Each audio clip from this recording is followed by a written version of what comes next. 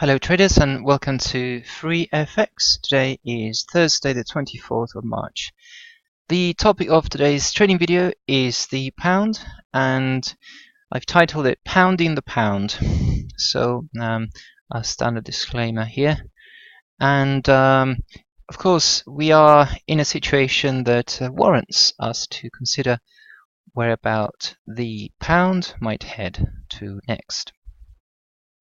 So let me start with the following chart, which I've put together using investing.com, and this chart really tells me a lot of things, and I think it's a useful chart to have.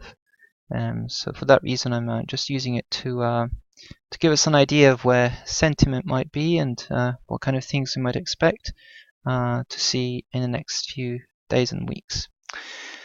So and it does jump about a little bit, so excuse me if I just correct it slightly. Here we go. Okay. One thing that I'd like to show you in this chart is that we have hit really a situation where the various asset classes concerning the pound have reached some significant levels. So in this trading video, I'll try to show you what we're trying to look at here. And one thing that I'd like to say straight away is that the reason why I picked up this particular set of asset classes is that it gives me an idea of where we might go with the pound, because if we're looking at technicals alone, obviously we have the cable, and that's the pound US dollar at historic lows, and that really tells us that we could head further below that. This is an imminent threat with the various scenarios playing out in the next few months for the United Kingdom, including exiting the European Union, or that we could pick up price action from there up.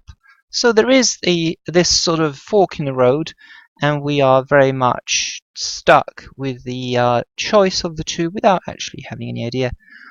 Clearly, there is a lot of debate. Clearly, there is a lot of muscling in of organizations, of politicians, of banks, analysts, forecasters. Everybody's at it, really trying to predict the next move for the pound and position accordingly, perhaps, or not positioning. That's the problem. Nobody is positioning. So price action in the pound has been to the downside, but it's reached its peak in terms of the downside potential, and now it's sort of picked up gingerly from this bottom around 140, but it hasn't really gone far enough to warrant buyers stepping in en masse. The FTSE 100 is the second layer of this chart, and this is the red line. You can see that the pound and the FTSE 100 during the great financial crisis moved together, and then they parted ways. And then more recently, they sort of started really moving together overall. This is a monthly chart, so there will be divergences within that. But you can see especially they sort of parted ways as the FTSE climbed up in the earlier part of 2015, and the pound US dollar actually declined. But in the last few months, from the middle of 2015, there has been a positive correlation between the two, and more recently the FTSE 100 has picked up, and so has the pound dollar. However, it's a little bit of a mixed bag, so it's quite a difficult thing to look at these two and say, yep, positive correlation all the way. What is easier to actually gauge is the inverse correlation of the other asset class to the British pound. This is the main candlestick chart you can see here, green and red candles. And this is I'll just move it slightly, we might be able to, there we go. So now the FTSE is slightly out of the way. Now you can see that the chart here is the gilts, okay, the 10-year government bonds known as gilts. These are essentially safe, so-called assets equivalent to the US treasuries, and these are 10-year So the expiry or maturity for these ones now will be 2025, essentially. And you can see that they have entered this, what I might define as a supply zone, essentially midway or 3/4 of the way up. There is this sort of boundary with these large wicks above it. And we've hit it again not long ago in February and January of 2015. And last month we've come again to that level. And then this month has been a slow but definitely a red candle move away from it. So we have potentially we have a selling pressure coming into the price of 10-year gilts, the value of 10-year gilts. The yields, because of the higher prices in 10-year gilts, are quite low, and therefore you won't see that on this chart, but I've read it, and the fact that they're quite highly priced obviously is the indication of that. And you can see that the movement of the pound US dollar is inversely correlated, so they essentially move in opposite direction pretty much most of the time. So from that point of view, even this peak here is matched by a trough in the pound US dollar. So this drop in the gilts has corresponded with a pickup in March for the pound US dollar. So just to summarize, we have a pickup in the pound dollar, a drop in the gilts. This inverse correlation seems to suggest that the flight to safety in gilts is over. Perhaps there is the return of capital into buying sterling. Whether that corresponds to a pickup in the FTSE 100, I don't know, but that's a question for another time. So now we come to the other aspect, which is the Brexit, which we've discussed in the previous FreeFX video, and that is obviously a consideration because a move of the magnitude which would be spurred by the United Kingdom essentially cutting ties from the European Union would be considerable and not to be underestimated. So, and this would hit assets in a varied way, but it would be pound negative certainly, and possibly negative for FTSE 100. We don't know exactly what would happen to the euro. Okay, so that's a different situation altogether. We'll discuss that in a minute, but let's just look at the calendar coming up. In the month of April, we have the Bank of England's rate decision on the 14th of April, and then the ECB on the 21st, and towards the end of the month, the Fed rate decision. Now, the fact that the Bank of England is one of the first central banks in this group to come out with a rate decision is obviously relevant to us, but also it means that you may not want to be rocking the boat too much, waiting to see what the others might do. But really, overall, the governor of the Bank of England has said in 100 different ways that the Bank of England does not intend to raise rates for the entire year, possibly. It has said that its next move will be a rate hike, but it hasn't said that the conditions currently are right for that to happen. So essentially it's a vote of no confidence.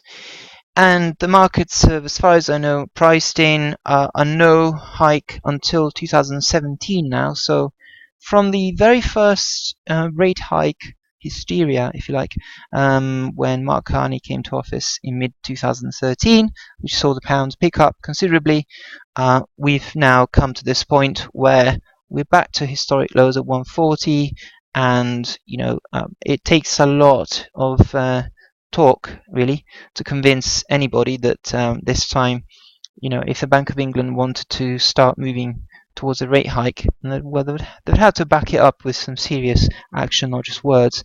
So it is really a very low point in terms of central bank bullish influence on the pound, and we can see that on the. This is the I pulled up the voting sheet from the Bank of England, and you can see really that over the last so many rate decisions, these are all the members. We've had absolutely every bit of confidence from everyone except one. Okay, so we had just the one member, a sort of lonely voice, and that is Ian McCafferty. So Ian McCafferty, back in August of 2015, and then for the next few months until January of this year, was the pretty much the only dissenting voice in the Monetary Policy Committee, and his view of raising rates to 0.75%, so 3/4 of a point, was pretty much the only voice. And then he's now recently changed his mind, and that's pretty much where we are at the moment. He's gone back into the fold, so everybody's now singing from the same hymn sheet. 0.5 is where we're staying. Okay, so that kind of gives you the picture of the influence of the Bank of England, and the fact that we've seen the influence of various central banks recently coming short, not selling short. I mean, coming short of the mark in terms of influencing the potential benefit to that nation's currency. If we're talking about the ECB trying to upgrade its QE program and then seeing the euro subsequently rally earlier this month or in December when the same happened to the ECB, and the Bank of Japan inserting its sort of negative rates, little spice to the proceedings, and yet the market's completely ignoring it after a quick dollar yen rally that quickly fizzled out. So we have really difficult market conditions where there is a lot of complacency, then every word is scrutinized from central bank speakers and governors, and really that there isn't much influence to be had, that central banks can single-handedly have over markets that are this set in their ways, if you like. In the more immediate term, we have no particular event risk, that no particular market moving event that is coming up. This week we have a holiday on Friday, an Easter holiday, and then also there's Easter Monday as well next week. But really, so trading really will finish today and pick up again next Monday, and you can see that we have some event risk next week. There's the PCE, the personal consumption expenditure, next week, and that is the that's really something that the Fed will be looking at with attention, because how much the American population spends, and really its influence on growth and inflation pressures, all these things really feed into the theme of rate hikes. And then to the back end of next week, there will be the non-farm payrolls and average hourly earnings, so basically wage growth. Wage growth is a big theme for the Fed because it's been lacking really in insofar as without wage growth there is no there's no consensus that the Fed should be looking at further rate hikes in the immediate future, or at the pace that it had announced late last year. So the pound has one or two announcements as well. There's pound gross domestic product as well, and one or two PMI, one or two indicators, but nothing particularly strong. We've had some disappointing data coming out this week. UK services, retail, and other data that's not been particularly brilliant. So the pound has not been in a lot of luck recently from economic data really to show a recovery that is sustained and strong. One thing that we can look at certainly is the commitment of traders reports that the Futures Trading Commission from Chicago has published every week. In the last few years, you can see that we have on the pound side, this is the Oanda version in a graph of the sort of more numerically shaped COT report. You can see that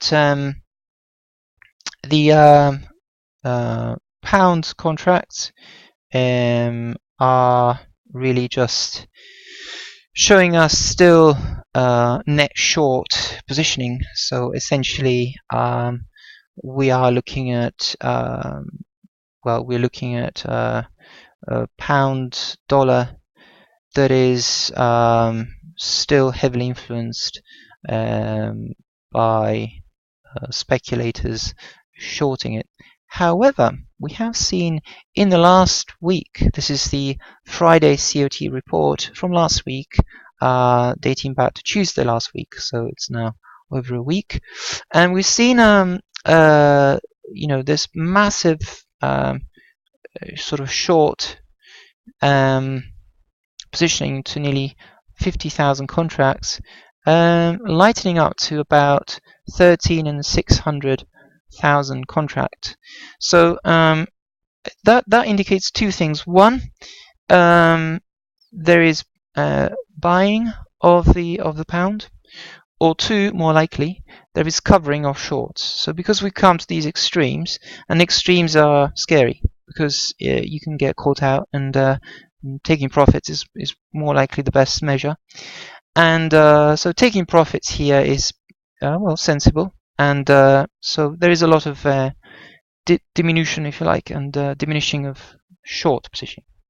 Now that doesn't mean that there's a lot of confidence in the pound becoming a strong buy, but still, considering how far we come, there was a period here in 2015, September, October, where there was a kind of to and froing around the sort of neutral boundary between shorts and longs, and then we went back to the shorts. But for a long period now, you've seen all of this from 2014 through 2015. There's been a lot of shorting of the pound, and the last time we were really truly long was back here in early September 2014. So a year and a half basically of shorting or a little bit neutral, back to shorting, and now perhaps there might be a turning corner here, but still it's too early to say. So from this point of view, the kind of non-commercial, so speculators, hedge funds, or basically not commercial, so not banks, but a lot of money essentially is indeed being poured into shorting. But just this last week, the commitment of traders report shows a lightening of shorts, so possibly taking off shorts, and so open interest has dropped indeed as well. So another thing to consider is that in the UK, the beginning of April, around the 4th of April, is the end of the tax year. So the financial year doesn't finish in December necessarily. The tax year ends in basically end of March, beginning of April. This may or may not have an influence on things, but it's worth considering that it's a time of transition for some companies where they have to declare their tax, and so things happen around that time too, because there might be spare capital to be spent to square the books, or certainly decisions to be made if it's capital expenditure, etc. So anything that's sort of pound denominated and is essentially circulated in pounds within the economy has a bearing. So if a company has a surplus and it has to spend it, or it will lose it into the next tax year, there might be a surge of spending towards that time. So we may see the pound picking up. I'm just speculating here on possibilities, but at this sort of fork in the road, we have to consider all aspects, and for that reason, I'll go into my FXCM charts. Now, if we look at the pound US dollar on a weekly chart, you can see that we are at the sort of end of a long downtrend from essentially June of 2014, and if we look further back, we certainly haven't moved a lot since these levels here in 2010. And if we look further back still with a monthly chart, even we can see that okay, we are in this formation going back more than 2 decades. So essentially, it's 21 years more or less of price action with 2 humps. A large peak and another hump on the other side. So 2 humps and a large peak in the middle. Now, these lows at around 140 and sort of wicks below it are all essentially telling us that 140 is a huge round number level, and it's easy to imagine that breaking that considerably would send the pound lower by a lot if it did so with conviction. And one of the things that we can imagine would be either more global headwinds from China or otherwise, or a terrorist strike in the United Kingdom, or some other event. And indeed, the 23rd of June is the EU referendum in the United Kingdom. So that is indeed an event that everybody has been talking about because it is indeed market moving.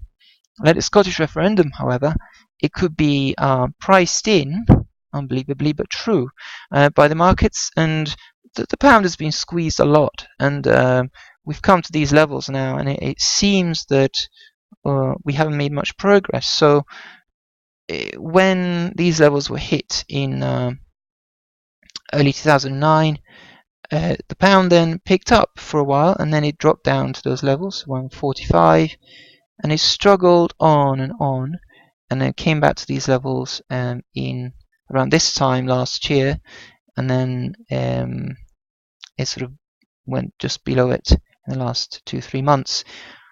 But essentially, we are at a dead end, because if you're enjoying the art or sort of forecasting science of picking tops and bottoms, this is a trade of a lifetime, as some might call it. Entering long here, hoping for rich returns, catching a so-called home run all the way up to, who knows, 210 or something. But realistically, nobody knows really what the market will do. Some people, I think it was the Daily Reckoning, which published an article about and a podcast about this being a huge head and shoulders pattern from previous lows, beyond this chart, and a sign of a reversal coming through below 140. Well, that is in line with what other forecasters have said, that the pound would reach 115 if the Brexit fear became a reality. I don't know about that, but certainly the pound could be influenced by the dollar, for example, and the dollar has been, trying to stage a recovery from a breakthrough a channel here, a channel floor. Okay, so it's trying to stage a recovery from the disappointment of the Fed's recent stay on further rate hikes that we've had. Certainly, there seems to be a lack in movement in the dollar, and it is at historic highs for at least the last few years. Essentially, we've not surpassed the levels of 2003. That's 13 years, and we hit these levels pretty much in 2015 almost. 2016, we hit those pretty much square on, and then failed to break above them. So if the dollar were to tumble, it would be ripe to move down by quite a bit, possibly unimpeded, and that would indeed spell, for the other side of this pair, the pound, a recovery. So it's not beyond possibility. And we have other currency pairs like the euro pound, and this is a monthly chart going back to the great financial crisis when the euro shot up from below 0.80. Now this red line here is a 0.80 level, and since being above it for all this time, we broke below it in July of 2014, and basically we stayed below it until now, and we're hitting up this level again. Okay, so this kind of channel, this equidistant channel that I've drawn, shows you also that we've come down 500 pips at every contact with this channel top. So from 0.95, the next contact here is at 0.90, then around 0.85, and now we've contacted this top at 0.80 again. So if you could forecast anything here, it would be that this channel top would hold, and the euro pound eventually will come down to 0.65 possibly, or maybe 0.70 and maybe stall there for a bit. Certainly 0.70 is a big round number. As you can see, it was significant around these times, and 0.65 is also a significant level for this recovery from 2007.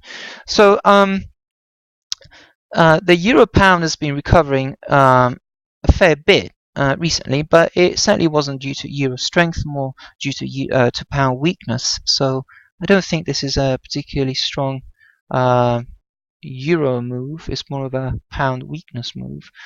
So essentially, the pound is at the moment ripe for a move up, and technically speaking, that would make sense in terms of euro pound move down from this strong resistance here at 0.80, and perhaps a strong supply level still from the late 2014.